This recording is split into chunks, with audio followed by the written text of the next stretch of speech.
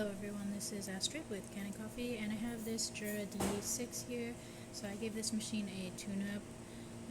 I removed the brew unit and completely disassembled it, cleaned it, lubricated it, put it back in, and then descaled the machine, cleaned the coffee system, and then cleaned this milk spout here, rinsed everything, and then wiped on the whole machine.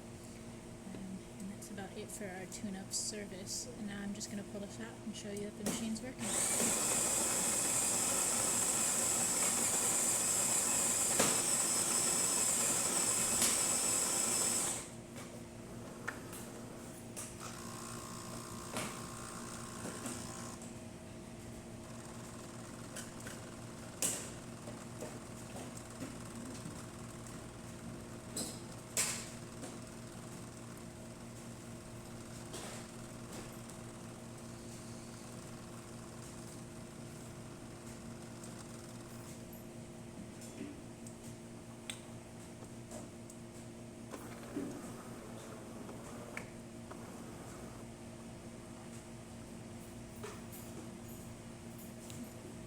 There is our shot of espresso. And